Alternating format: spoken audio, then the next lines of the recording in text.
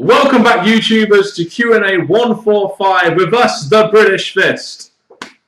Here to answer some more questions is Mr. Parkin, and this guy sitting next to me, it's NJ. Here to answer some more questions for you guys, Q&A number 145. I know I'm repeating myself, but god damn it, I've forgotten my lines, so that's exactly what I'm going to do. If you have any questions you want to ask us, please put them down in the comment section below. Alternatively, follow some of the links in the description box and you can get us on those social networking mediums as well. Let's go straight to the first question as we follow the lambs. Niall Davs, what's your favourite John Cena WrestleMania match? Well, this is easy. Very easy. When he lost to The Rock, because one, it was unexpected, and two, it made history. Yeah, they ruined it. Once in a lifetime. Yep, they freaking ruined it. My favourite John Cena WrestleMania match was probably his match against Shawn Michaels. I thought that was his best match. As for my favourite, maybe his match against Big Show at WrestleMania 20 when he actually won the US Championship, and that was when we kind of actually liked John Cena. Just saying. Yeah, I liked him. Yeah, I liked him. Did you ever like John Cena? No. There was no point in time during his rapping gimmick you actually liked John Cena. I guess you're not really much of a hip hop guy, are you? No, the only time I liked him was when he lost to The Rock. And just because he lost to The Yes, Rock. that's it. DQ Irving. Similar to the Olympics, would you guys like to see the King of the Ring tournament return every 4 years? Maybe every 2 years. Maybe every year. I mean, the King of the Ring concept is a tried and tested concept, and I just kind of think maybe there's a reason why WWE aren't doing this, but it wouldn't be a bad idea for like a special themed Raw or something, in my opinion, possibly. The reason the WWE aren't doing it is because of the curse. You know, they can't escape that curse. Whoever becomes King of the Ring ends up going down a big losing streak, even though Ziggler never won it. That's very true, and many people such as Fandango never won it. So maybe the curse is just a myth. In the WWE's eyes, yeah. Yeah, maybe we should call Jonathan Creek and see if he can sort out this myth. The new series is back on, people. It's not very good, but I'll still watch it because I'm a fan. King of the Ring tournament, well, if Money in the Bank's still there, it's kind of pointless because if you're King of the Ring, Money in the Bank, it would just kind of mesh together, wouldn't really work very well. Money in the Bank, WrestleMania, open space for King of the Ring. Who was your favourite general manager or commissioner of the WWF/WWE? Adamley! I was saying Mike Adamley. What? No! No, purely because he botched Jeff Hardy's name. That was so funny. I guess Jeff Hardy. Something like that. But yeah, Bischoff was good. I liked Bischoff. What about Vicky Guerrero? Sorry, yeah, I was just trying to get you to kill yourself. Much like Anderson was trying to not let Samuel Shaw do so he could win the damn match. American Alucard. Why does it seem like WWE buries wrestlers that come from an indie background? Probably because they don't want they want themselves to be responsible for the stars they make, which is somewhat of a problem because they have difficulty making their own stars. So if they have an indie background, they don't want to have to make them stars in the sense that they made themselves famous on the independent circuit. It wasn't necessarily WWE doing it, with the exception of CM Punk and possibly Daniel Bryan. If it gets to the point where they have to push them and WWE can see good money there and dollar signs in business, then they won't, begrudge them their indie background. But otherwise, if they're going to be mid-carders, they will. Well, here's a question back to you. You're saying about the WWE burying indie wrestlers. Why did the WWE hire them only to bury them? Because they want some people to to be mid-card players. And maybe some people in the tag team. I don't know. Maybe. Who really knows? I guess we could tweet Triple H and see if he'll answer us, but I doubt it. It's not live Q&A time for NXT. No. Will the WWE ever allow the Divas to work stiff matches like Japanese women? When you said stiff there, I had a totally different perception of what you meant. Excuse me. No. Because Japanese women's wrestling is a different style. In Japanese wrestling, for example, they are a little bit more stiffer, and Japanese wrestling fans don't make any noise when they're watching it because they're being respectful to the wrestlers, whereas in America, the crowd actually make noise because they want to cheer for the wrestlers. So it's quite different cultures, and I don't think the Divas will ever work stiff matches because I don't think WWE really want them to. I don't think it would look correct in American wrestling if they did that. Although they could have some good matches that way. Do they have the Divas that are talented enough to do that is the question. Indeed. No, if you're going to do that, NJ, you've got to go, indeed. That's how you got to do it. If Triple H defeats Daniel Bryan at Mania, is that proof that Triple H hates Bryan and wants to bury him? No, because it might be part of a bigger storyline.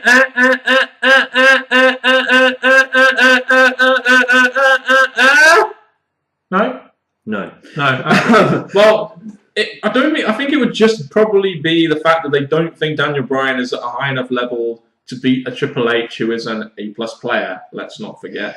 I don't know. I really don't know. I mean, obviously, I would think that Bryan would have to go over, but maybe the thing is though, it's funny, isn't it? The more Daniel Bryan loses, the more over he gets. So if you have him lose and keep losing, he's going to get more over, even though he's massively over as it is now. Shame it works for Daniel Bryan, not Ziggler. But the thing about this, I want to say is, I think, the fact that in some cases the Extreme Rules match is better than the WrestleMania match. Maybe they want Triple H to just get his payday WrestleMania win, an Extreme Rules, Bryan win that in an Extreme Rules match.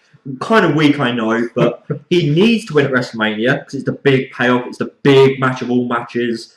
But with the Extreme Rules pay-per-view being afterwards, there could be a rematch. I think the better question would be, do you think Daniel Bryan will beat Triple H at WrestleMania? To the answer which I would say Triple H. That's the answer. Triple H. Just the answer. There's nothing more to it.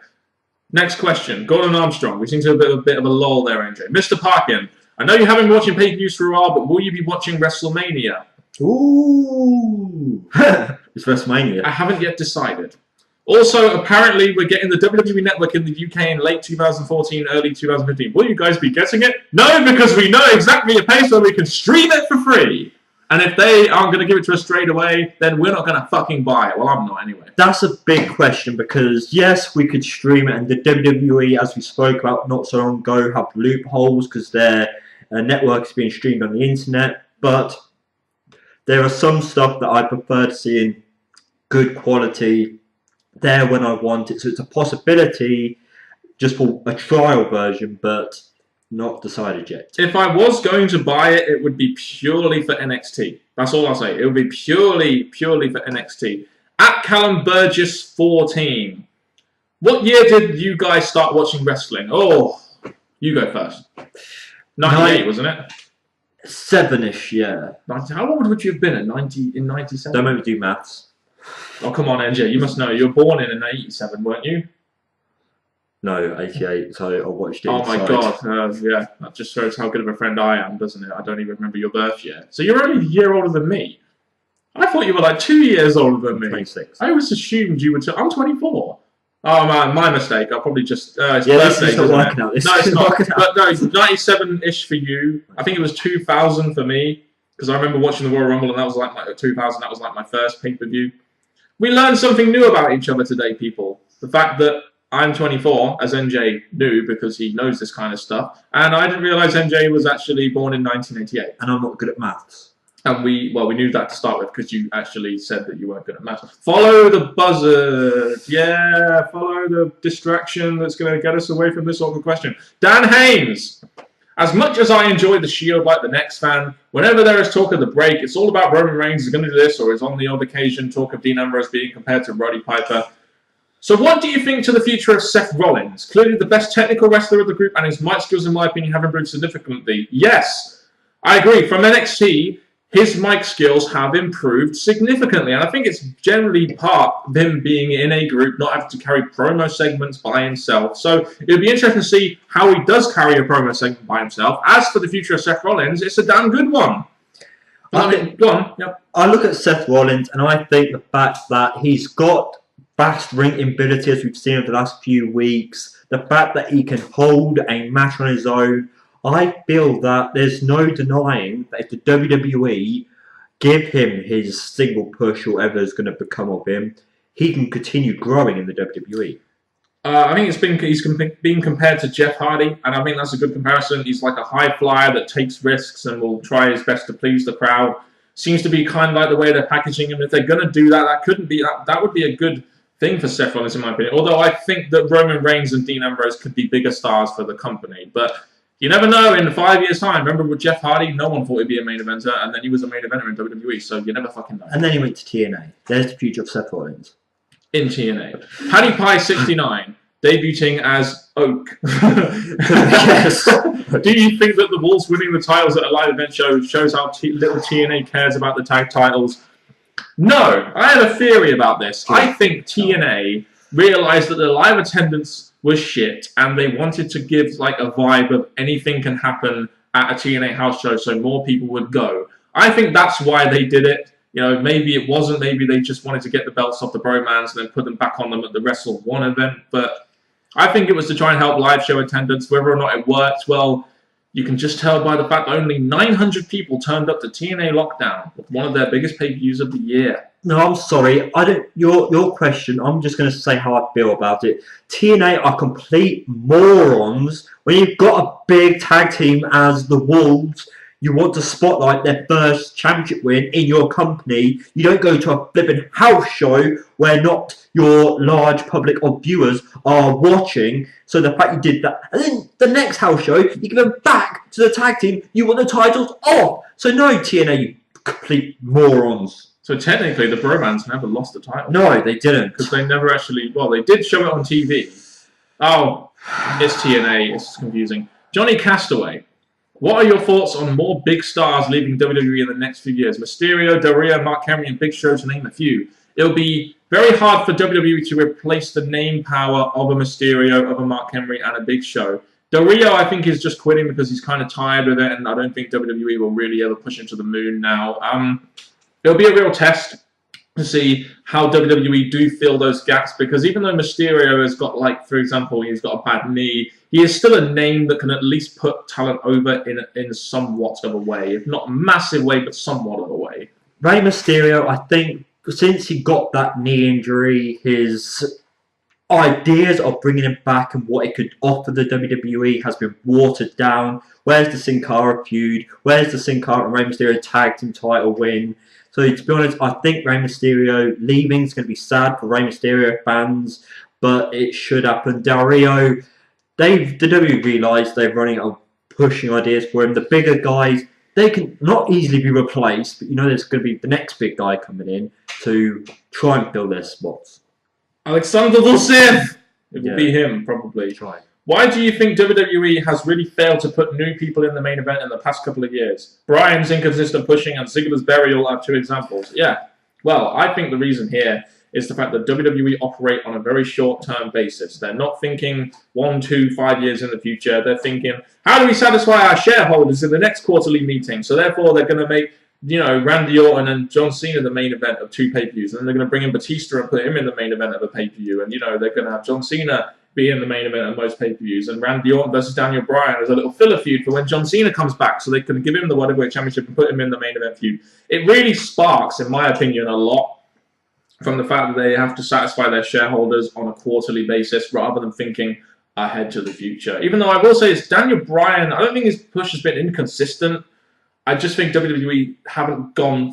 They pushed him consistently, he just hasn't got to the top of the mountain yet, and it's all about the chase. It's a steady build for Daniel Bryan, even though whenever he gets there, he drops it and he's back to where the WWE fans are like, why has he dropped it? Bring him back up. As for other wrestlers, like, I think the WWE are slowly starting to do that. The Shield, we've got... Wyatt family.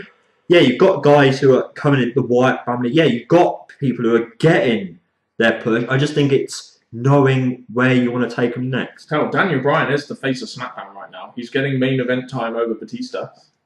That says a lot about Daniel Bryan, in my opinion. The Neon Brick.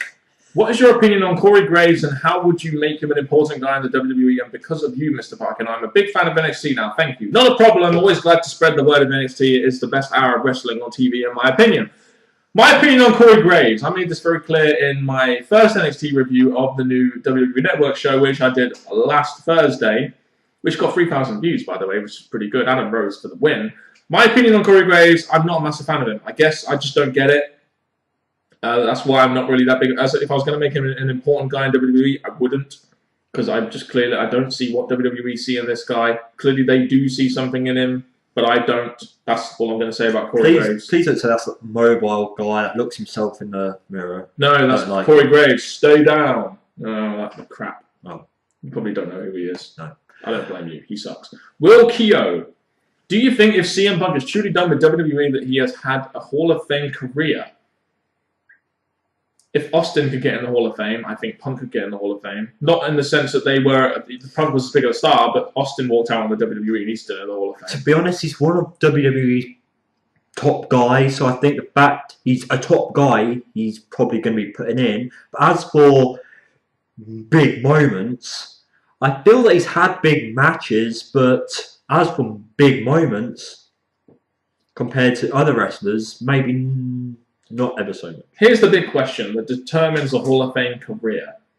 Guys like Hulk Hogan and Ultimate Warrior, you can say had big moments in the WWE and you remember them 20, 30 years down the line. In 20, 30 years down the line, do you think you'll remember CM Punk? Apart from the pipe bomb and the championship win over Cena, sadly, I remember him, but not for big things he's done. Do you see Titus O'Neil playing a role at WrestleMania? No. Nope. I think they've pushed him as a heel, and they don't have any plans for him going forward after Darren Young. Nope. Have we seen him on TV after Elimination Chamber? Nope. That gives you your answer then, doesn't it? If Daniel Bryan loses to Triple H at WrestleMania, do you think he'll be as over as he currently is? Yeah, of course he will. That's not going to change. Because, again, it's like a lot of fans will still cheer the guy, even if Triple H does win. It'll just get to the point where fans will probably get a bit disillusioned with the fact that Daniel Bryan isn't actually getting to the top of the mountain. But with Daniel Bryan, it's more about the chase. And he'll always have a new shirt coming out to keep him popular. Yes. Sorry, Daniel Bryan. Stephen Duncan. And the Lexman. Why do people watch WWE and they know it's going to suck so bad? Just give up watching WWE for good. Well, this is interesting because this is more really about fandom rather than WWE. A lot of people out there are big fans of WWE and will give them chance after chance. I know you've been a massive fan of WWE for quite some time, and even though you haven't liked WWE all that much, you've still watched it because It's like if you're a fan of a football team. And let's say, for example, they like Liverpool fans back in the 80s. They were dominating, winning European Cups, winning Premier Leagues or Division 1 as it was back then. But are they necessarily going to stop supporting Liverpool just because they started doing shit in the 90s and Man United dominated? No, that's what fandom is all about. You don't give up on what you think, on what you're a fan of. That's the thing, because, again, it's something you've grown up with. That's why some people can't throw things out because they grew up with it. It got important to them. Wrestling was on each and every week, something that I grew up looking forward to. And yes, it's all changed. Yes, they've lost fans, but that does not change what it means to me. Exactly. It's more of an emotional attachment rather than an actual physical attachment. Playlist maker SG. Now that Hunico is Sin Cara, what do you think they should do with Camacho?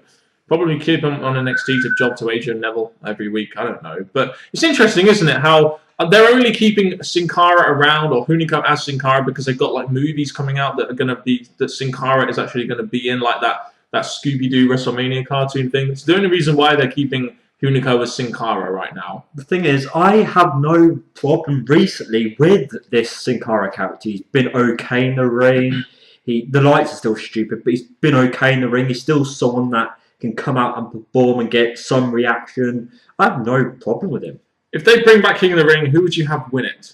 To be honest, I mean, I know you're going to shit on this, but Wade Barrett, because he's English and you can associate monarchy with English people. Maybe Cesaro could win King of the Ring. That wouldn't be a bad idea either. He's European. Even though the King of the Ring winners normally gets given to heels, I think the mic work and how far they can take their whole King persona would be brilliant for Barrett.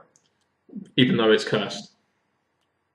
Irish curse. We're trying to move past the curse now, yeah. It would be the Wade Barrett curse. How would you debut Aiden English? Oh, that's easy. WWE would hype up a performance from a singer, a world famous singer, and then he would get crickets when he comes out because people have no idea who the fuck Aiden English is. That's how I would. No, I wouldn't really. I'd just debut him like he's on NXT. Just do video packages of him being the artiste, etc. Debut him doing his singing gimmick, etc. That's all you need to do. Have him maybe sing a couple of times, wrestle a couple of squash matches. It's pretty simple. You put him in a feud with someone like a Santino, a couple of undercard guys, get him over, then you can move on to bigger pastures with him. A singing gimmick wrestler. Oh, it's We've had good. dancing, but Oh, singing it's good. gimmick. Trust me. You need to watch NXT. Aiden English is gold. Trust me, he is, NJ. You know you can trust me on these things. I'm just saying. Anyway, that's another Q&A from us, the British Fist. Good, Jing. Really hope we answered your questions in an efficient and as good manner as you expect to see from this channel. With how many fucking subscribers have we got now? Like 3,700 or something? Millions and millions of views. Yes, or just a couple of million, I think. I don't know. But anyway, let's not toot our own horn here, NJ. Just outro this damn thing. Thank you very much for watching, people. This is the favourite video of the week, so please, please, please keep the questions coming so we can keep on going, keep you entertained, keep us entertained, and more importantly, keep us going on and on and on, so you have something to look forward to other than Raw. Yeah, us to look forward to. So people, thank you very much, and goodbye.